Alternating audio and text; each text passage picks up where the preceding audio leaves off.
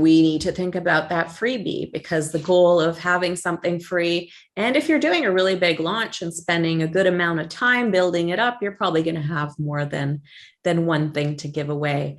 The freebie can be used to build your list, which you definitely want to be doing, especially if you know what affiliates promoting you, you're buying traffic, or however you're getting all these extra people coming to your website. You want to capture as many emails as possible. The freebie also is pre-selling to the audience, so it's getting them warmed up, and you need to think about what you give them and give them something strategic that will lend itself to them actually signing up for the other program, the software, whatever it is you happen to be selling.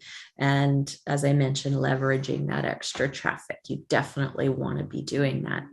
So in this case, we looked at what could Yusuf give away for free. And I suggested some SEO case studies, which would take a little longer given the fact that the travel was coming up and schedule constraints, maybe that wasn't going to happen right now, but it's something he could do later.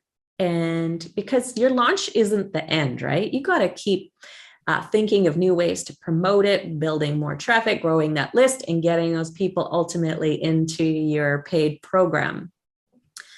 He could have done, actually, he has done this, tool demonstrations, because SEO, usually there's quite a few tools that you can use.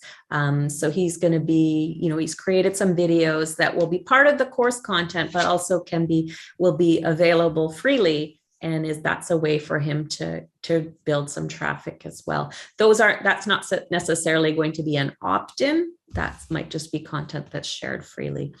Checklists could be part of it, and report. And in this case, Yusuf actually has taken part of the course and is giving that away. But I'm going to talk to you a little bit about what he's got as an opt-in offer to get the free offer, and then try to get the people right into the course. But a freebie, as I mentioned, should be designed to introduce yourself as the expert, demonstrate your expertise, and lead them to wanting to get more of your expertise.